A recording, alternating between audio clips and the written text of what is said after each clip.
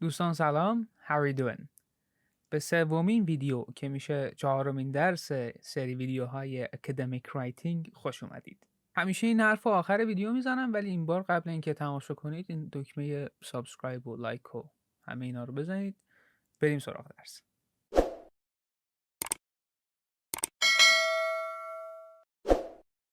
خب قراره که ما توی این ویدیو چیا یاد بگیریم. الان میگم بهتون.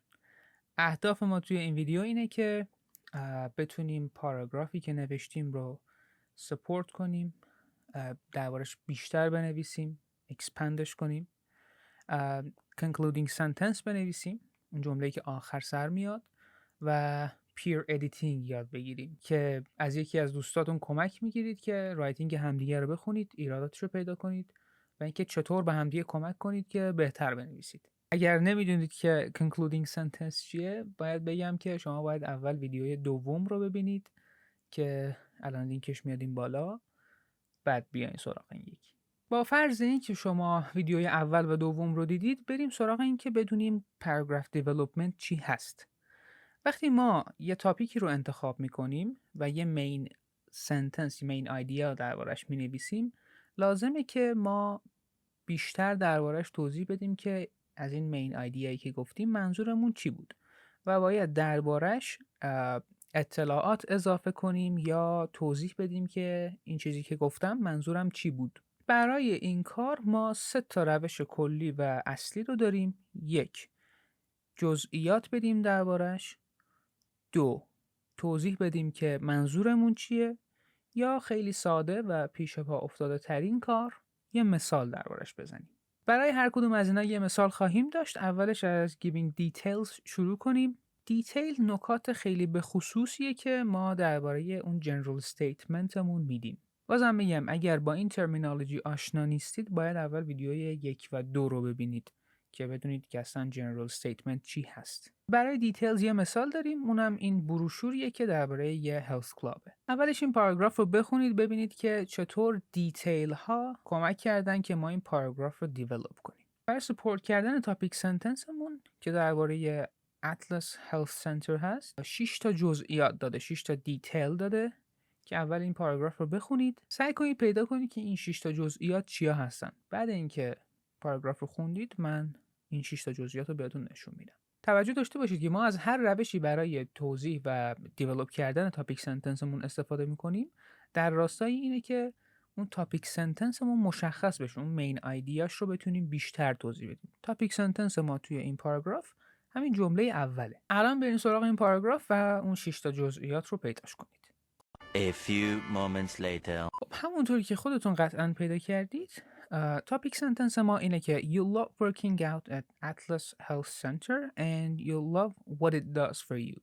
این تاپیک سنتنسمون. ما میخوایم جزئیات بدیم که منظورمون از این تاپیک سنتنسمون و مین آیدیامون چی هست. خب جزئیاتی که هستن اینا: state of art exercise equipment, large air conditioning rooms. میتونید توی اون سنتر work out alone or with trainers. این مرکز این امکان رو به شما میده که با staff nutrition experts کار کنید. مورد بعدی امکاناتی که داره aerobics، سویمینگ، کیک باکسینگ کلاسز و در آخر whirlpool bath and sauna.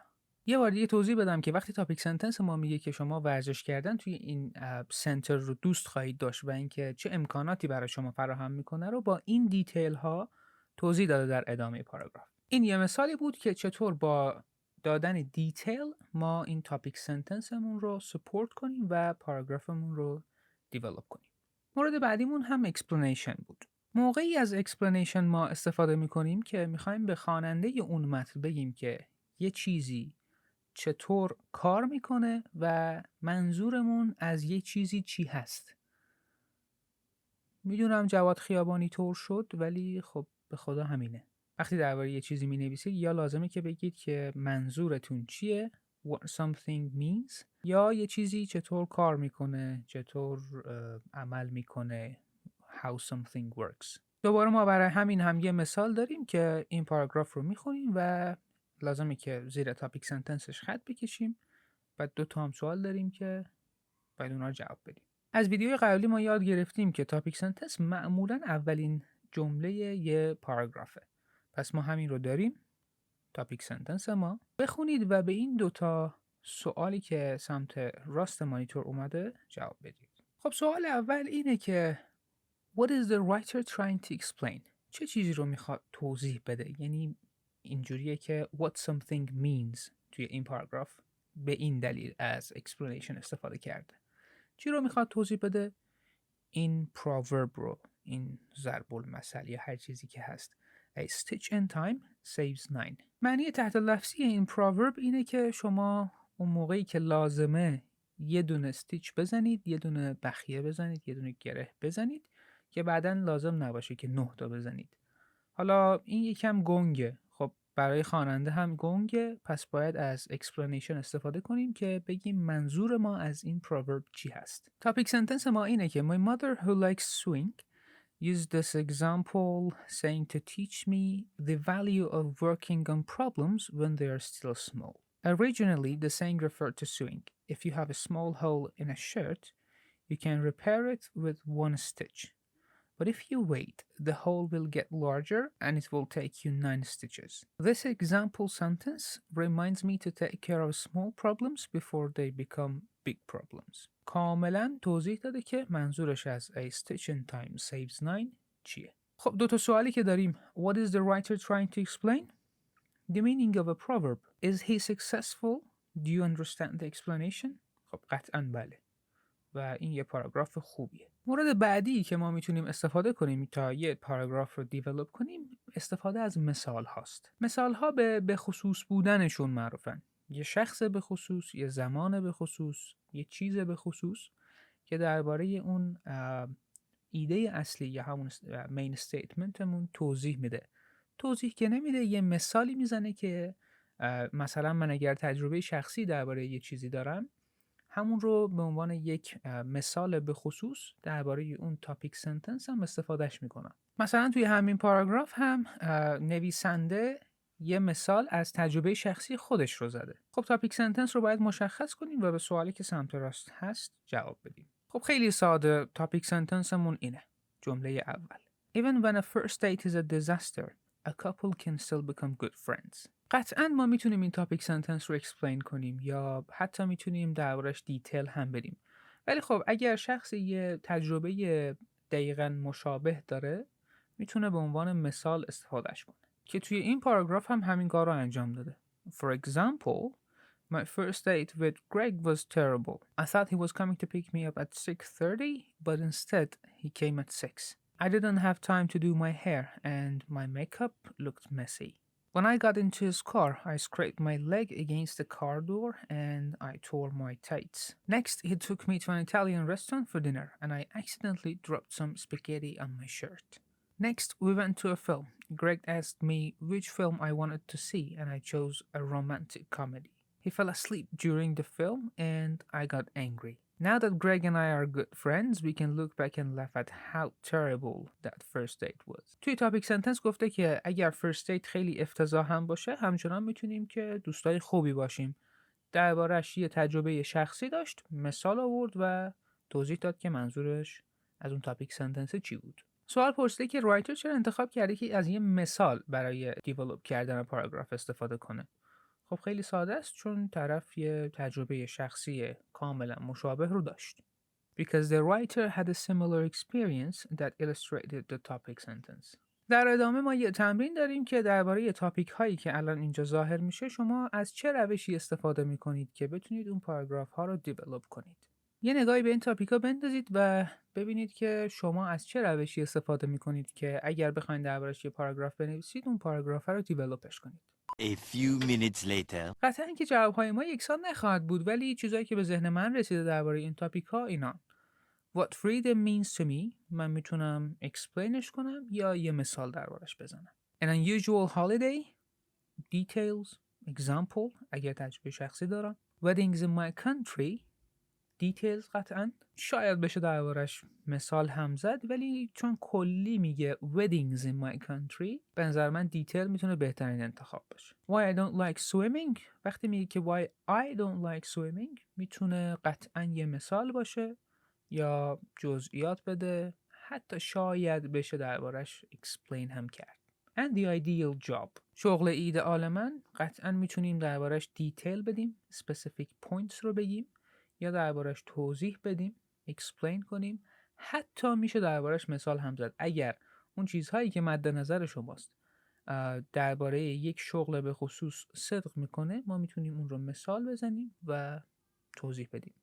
یعنی در کل فقط یک روش نداریم، حتی میتونیم توی یه پاراگراف اگر طولانی باشه از هر ستای اینا استفاده کنیم. برای اینکه یه تمرین داشته باشیم من یه سری تاپیک به شما میدم که اگر خواستید میتونید با ایده های خودتون اونو دیولپش کنید.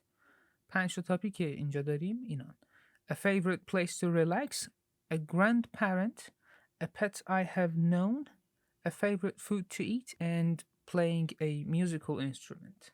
شما خودتون انتخاب میکنید که کدومش رو میخواین دیولپ کنید و از چه روشی میخواین استفاده کنید. من یه سری تیپ دارم اینجا که به شما کمک میکنه که بهتر بتونید پاراگراف مد نظرتون رو دیولپش کنید. 4 تا تیپ دارم، شما با استفاده از اینا میتونید خیلی بهتر و راحت‌تر یه پاراگراف رو دیولپش کنید. اولیش اینه که چیزی رو که دوست دارید دربارش بنویسید رو انتخاب کنید، مگر اینکه مجبور باشید، مثل سر جلسه امتحان. دومین مرحله قطعاً برینستورمینگه که توی ویدیوی اول بهش اشاره کردم، الان لینکش میاد این بالا. و سومیش هم اینه که با supporting sentences ها پاراگراف خودتون رو دیولپ کنید. از کدوم روش میخواین استفاده کنید این دیگه بستگی به شما داره که کدوم روش بهترینه برای نوع تاپیک و پاراگراف شما، به اینکه شما میخواین چی بگید. در آخر هم میتونید رایتینگی که نوشتید رو به یه نفر که دارید باهاش زبان میخونید بدید، اون بگه که شما از چه روشی استفاده کردید برای دیولپ کردن پاراگرافتون و شما هم یه نگاهی به نوشته اون بکنید که بگید اون از چه روشی استفاده کرد. به این کار میگن peer editing، ولی همینجوری خیلی ساده نیست، جلوتر دربارش حرف خواهیم زد. قبل اینکه بریم سراغ peer editing یه چیز خیلی مهم تحت عنوان concluding sentence. میدونیم concluding sentence چی هست، ولی اینکه چطور باید بنویسیمش. ما پاراگراف رو با استفاده از concluding sentence تمومش میکنیم. آخرین جمله پاراگراف رو بهش میگن concluding sentence. concluding sentence به دو روش میتونه نوشته بشه. یا اینکه همه اون مین پوینت هایی که در طول پاراگراف گفتین رو خلاصه میکنه، یا همون تاپیک سنتنستون رو به یه نحو دیگه‌ای بیان میکنه. نکته خیلی خیلی مهمی که درباره نوشتن concluding sentence باید بدونید اینه که concluding sentence نباید هیچ نکته جدیدی به پاراگرافتون اضافه کنه. برای بخش concluding sentence هم یه تمرین داریم که پاراگراف هایی که من بهتون نشون میدم باید زیر concluding sentences ها خط بکشیم و بگیم که این concluding sentences ها چطور نوشته شدن. آیا سامورایزش کرده همه پوینت هایی که در طول پاراگراف گفته، یا همون تاپیک سنتنس رو با یک کلمات متفاوت تر بیان کرده. بهش paraphrasing هم میگن. حالا restate the main idea with slightly different wordings. مثلا همین پاراگرافی که درباره first aid داشتیم رو بخونید، زیر concluding sentenceش خط بکشید و بگید که از کدوم روش استفاده کرده برای نوشتن concluding sentence. 12 seconds later. پر واضحه که آخرین جملهش میشه همون concluding sentence. Now that Greg and I are good friends, we can look back and laugh at how terrible the first date was. قطعاً این concluding sentenceی که الان اینجا داریم جمله اول یا همین تاپیک سنتنس رو ریستیتش نکرده، بلکه اومده همه اون اطلاعاتی که در طول پاراگراف داده رو یه جورایی خلاصش رو گفته. پس برای نوشتن concluding sentence از این استفاده کرده. The concluding sentence sums up the information in the paragraph. مثال بعدی درباره همون پاراگرافی بود که داشتیم. A stitch in time saves 9. اینجا ویدیو رو یه پاز بزنید، یه بار دیگه بخونید و concluding sentenceش رو پیدا کنید و بگید که از کدوم روش استفاده کرده برای نوشتن concluding sentence. 3 days later. خیلی ساده، قطعاً مشخصه که concluding sentenceش اینه. This simple sentence reminds me to take care of small problems before they become bigger problems, big problems. اگر دقت کرده باشید concluding sentence ما همین جمله‌ایه که توی topic sentence استفاده کرده. My grandmother who likes swing used this example to teach me the value of working on problems when they are still small. Concluding sentence رو اگر ببینید همین جمله رو داره ریستیتش میکنه. This simple sentence reminds me to take care of small problems before they become big problems. پس the concluding sentence restates the main idea. خب بریم سراغ تمرین. اگه تا اینجای ویدیو اومدید لایک و سابسکرایب یادتون نره. بریم سراغ تمرین. خب این پاراگراف رو بخونید، به این 2 سوالی که این پایین اومده جواب بدید. خب پاراگرافمون چیه؟ Even simple study habits can improve your marks. عادت‌های خیلی ساده که میتونه نمراتتون رو افزایش بده، بهترش کنه. بخونیم ببینیم که از چه روشی استفاده کرده برای سپورت کردن اون تاپیک سنتنسش. At university, I learned how important it is to get enough sleep. When you are well rested, it's easier to learn. Research shows that when people don't get enough sleep, their memories aren't as active. If students are really tired, they might even fall asleep in class. It's easy to see how getting enough sleep can improve your performance at university. برای دیولوب کردن این پاراگراف از یه مثال استفاده کرده. میگه عادت‌های کوچیک، یه مثالش میشه خوابیدن. و اومده توضیح داده دربارش. آیا concluding sentence داره یا نه؟ بله قطعا داره و اینه. It's easy to see how getting enough sleep can improve your performance at university. حالا چطور این کارو کرده؟ ما 2 تا روش داشتیم برای concluding sentence نوشتن. یکی این که جمله topic sentence همون رو پرافریزش کنیم، ریستیتش کنیم. 2 همه اون اطلاعاتی که توی پاراگراف گفته رو یه جورایی خلاصه وار بگیمش. که از روش دومی استفاده کرده. This concluding sentence sums up the information in the paragraph. حالا بریم سراغ مثال بعدی. My favorite subject is psychology. تاپیکمون درباره psychology. منظور چیه؟ My favorite topic. در ادامهش چی نوشته؟ I enjoy learning about the ways people think and behave. I'm also interested in learning about the way children's mind develop. خب برای دیولوب کردن اون تاپیک سنتنسش از چی استفاده کرده؟ از دیتیل. specific point هایی داده درباره سایکولوژی و اینکه چرا دوستش داره. آیا concluding sentence داره؟ نه. بریم سراغ مثال بعدی. همین پاراگراف رو بخونید، به این 2 تا سوالش جواب بدید، برمیگردیم. توی این مثال تاپیک سنتنس ما اینه. I'm too nervous to sing karaoke songs with my friends. این جمله رو باید دیولوپش کنه. حالا با چه چیزی این کار رو انجام داده؟ با استفاده از یه مثال. مثالش هم اینه. The last time I tried was on my birthday when my friends took me to a karaoke club. I told my friends I didn't want to sing, but they encouraged me until I said yes. When I stood up in front of the microphone, I was so scared. I felt dizzy. It was hard to hear the music, and my mouth was too dry to make a sound. I just stood there until a friend jumped up next to me and finished the song. خب مثال شخصیش رو بیان کرده، ولی آیا این که concluding sentence داره یا نه؟ این پاراگراف هم concluding sentence نداره.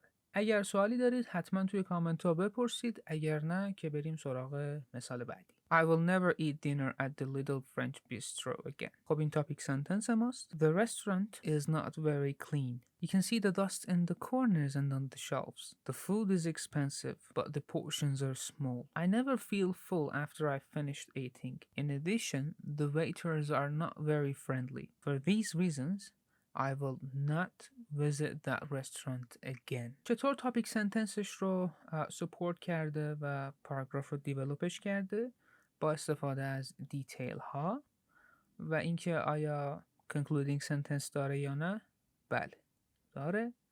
این جملهش همون concluding sentenceشه و concluding sentenceش هم میگه for these reasons، یعنی همه این دلیل هایی که توی پاراگراف گفتم. پس The concluding sentence sums up the information in the paragraph. آخرین مثالش رو شما بخونید، جوابش رو توی کامنت ها به من بگید. آخرین بخش این ویدیو مربوط میشه به peer editing. این که اصلا peer editing چی هست، به چه دردی میخوره و چطور باید انجامش بدیم. خب تعریف peer editing اینه. Showing your work to another student is a very useful way to improve your writing. This is called peer editing. بعد اینکه رایتینگتون رو نوشتید، شما اون نوشته رو میدید به دوستتون و دوستتون هم میده به شما. میخونیدش، نظراتتون رو میگید، کامنت مینویسید روش، یا حتی لازمه که بعضی وقتا دربارش بحث کنید، صحبت کنید. یا خودتون کامنت ها رو مینویسید، یا یه سری کاغذهای مخصوص داره که معلمتون بهتون میده، شما روی اونها کامنت مینویسید. مثلا همون پاراگرافی که درباره The First Date داشتیم رو یه نفر خونده و اینجوری کامنت داده به نویسنده اون پاراگراف. بغلش مشخص کرده که topic sentence چیه؟ Developed by example and concluding sentence. جلوتر میگم که چطور ما باید peer editing رو انجام بدیم. بعدش اومده کل پاراگراف رو خونده، هر جایی که به نظرش گنگ بوده یا لازم نبوده یه چیزی نوشته بشه یا بعضی چیزا لازم بود که توضیح داده بشه رو بغلش کامنت گذاشته. مثلا توی این جمله که گفته Greg wasn't very good نوشته که Can you make this stronger؟ در ادامه نوشته که I thought he was coming to pick me up at 6:30 but he didn't. اینم گفته که When did he come؟ جلوتر گفته که When I got into his car I tore my tights. و خواننده این متن گفته که Explain how you told them. و همینطور همه پاراگراف رو خونده، هر جایی که احساس کرده که یه چیزی گنگه، یه چیزی لازمه که اضافه بشه یا حتی اگه لازمه که چیزی کم بشه رو کامنت گذاشته و بهش گفته. البته اینم بگم که این پاراگرافی که اینجا هست متفاوته از اون پاراگرافی که چند اسلاید قبلی دیدید. یکم تغییرش دادن که این کامنت ها روش بشینه. مثلا concluding sentence همون پاراگرافی که چند اسلاید قبلی دیدید درست بود، خیلی هم خوب بود، ولی اینجا همون جمله رو تکرار کرده و کسی که این رو خونده گفته که the same as the topic sentence، یعنی شما همون رو تکرار کردید و این درست نیست. اگر میخواستی ریستیتش کنی با کلمات متفاوت باید این کار رو انجام میدادی. حالا همین کامنت ها رو بخونید و به چند تا سوالی که این پایین نشون داده میشه جواب بدید. مثلا گفته که how many of the comments are statements؟ 7. 7 جملن. How many are questions؟ 4. سوال بعدی پرسیده که چرا اون کسی که peer editing رو انجام میده سوال نوشته به جای اینکه statement بنویسه.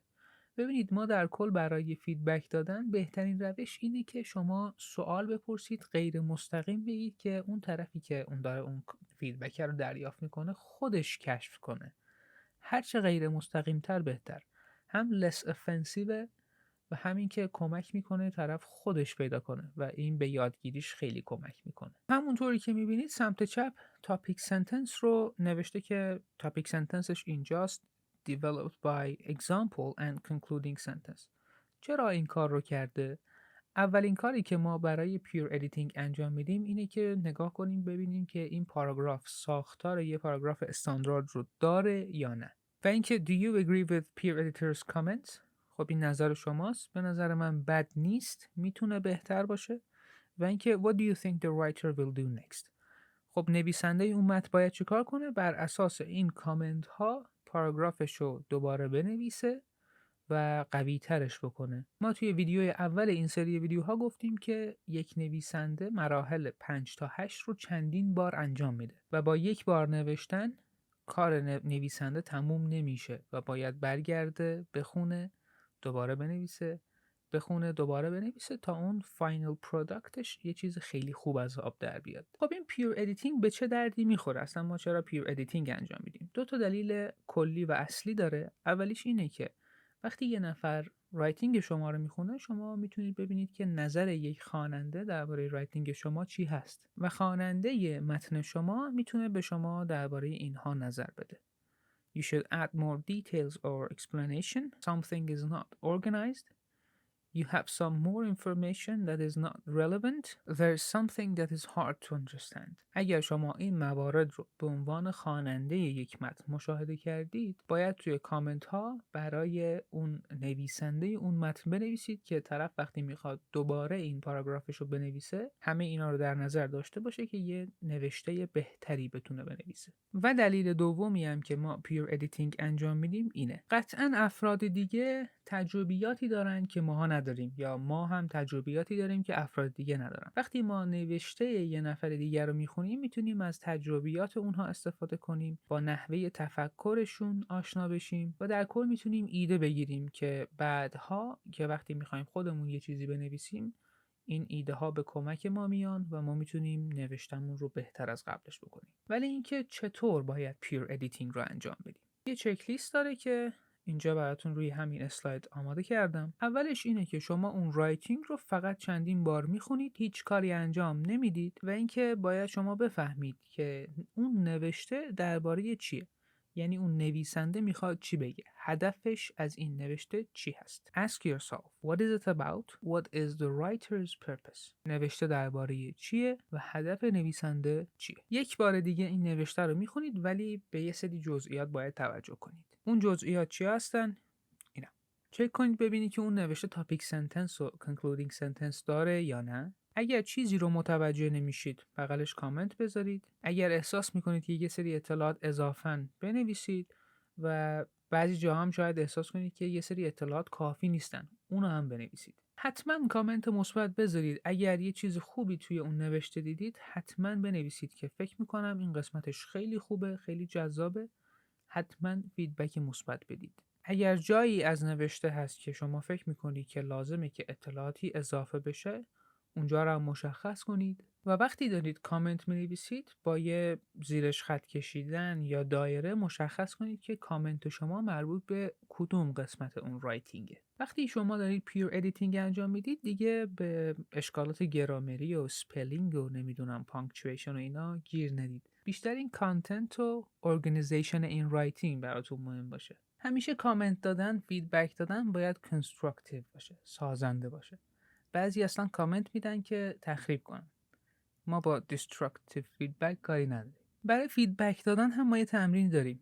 یه سری جملات داریم اینجا، 7 جمله، 7 pair of sentences که یکیشون مناسبن برای فیدبک دادن یا همون کامنت گذاشتن. اینجای ویدیو رو یه پاز بزنید، از بین این هر جفت سنتنس یکیش بهتره. اونا رو انتخاب کنید، بعدا من جوابا رو نشونتون میدم. 6.5 hours later. اگر جوابهای این تمرین رو ببینیم همشون یه وجه اشتراکی دارن، اونم اینه که غیر مستقیمن، سوالین، مؤدبانن و یه جورایی انگار میخواد که غیر مستقیم به طرفی که اینجا رو گند زدی باید اوکیش کنی. فقط غیر مستقیم و سازنده. خب ویدیو امروز هم تموم شد، ولی برای مرور هر آنچه که توی این ویدیو گفته شد یه سری جملات داریم که شما با true یا false جواب بدید که همه مطالب این درس براتون مرور بشه. جواب‌ها رو حتما توی کامنت ها بهم بگید، درست یا غلط بودنش رو میگم بهتون. اگر هم سوالی داشتید حتما بپرسید. خب ویدیو امروز تموم شد. اگر فکر میکنید که این مطالب به دردتون میخوره، مفیده و ممکنه به درد یه نفر دیگه هم بخوره، حتما این ویدیوها رو باشون شیر بکنید. اگر هم تا اینجای ویدیو اومدید و سابسکرایب نکردید لطفا دکمه رو بزنید. That's it. Take care. See you all next week.